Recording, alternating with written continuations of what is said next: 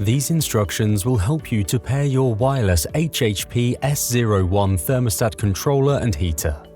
It is important to be aware that the heater won't work unless it is used in conjunction with the HHPS01 thermostat controller supplied.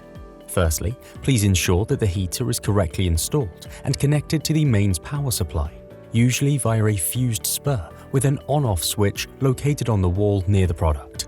At this time, do not turn the mains power to the heater on. Please wait until instructed to do so a little later on. Now, remove the thermostat controller from its packaging and install the batteries, which are supplied. In order to do this, you need to release the controller from the wall bracket using a small Phillips screwdriver.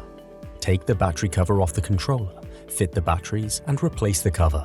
At this point, the bracket can be mounted on a wall in a suitable location.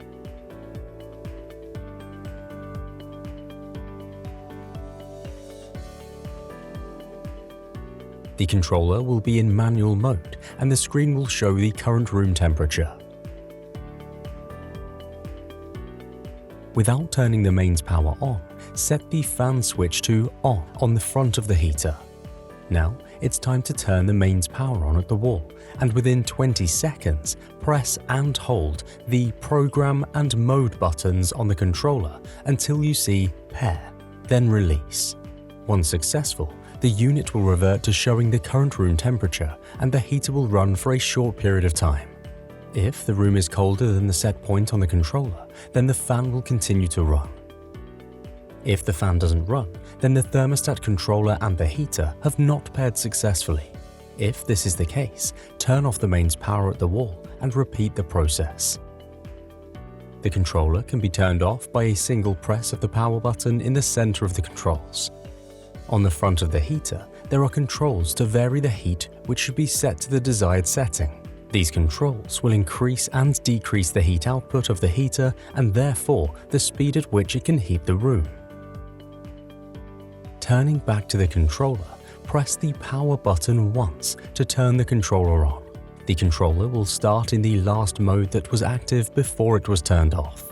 After a short period of inactivity, the controller will enter a sleep mode and the screen backlight will turn off. Pressing any button other than the power button will wake the controller and the screen will light up. In this condition, the 4 outer control buttons will become active. Setting the time and day is required following the installation of batteries and should be further adjusted following any daylight savings changes. Press and hold the time button for 5 seconds. Use plus and minus buttons to adjust the minutes. Press time and use plus or minus to adjust the hour.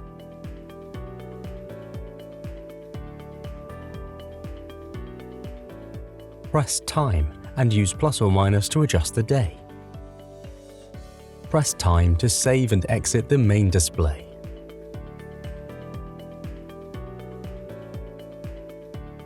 To adjust the desired room temperature, first press the Temp button. The screen will show an adjustment icon. Then use the plus and minus buttons to set the desired room temperature between 15 and 35 degrees. Providing the desired room temperature is higher than the current ambient room temperature, the heater will operate.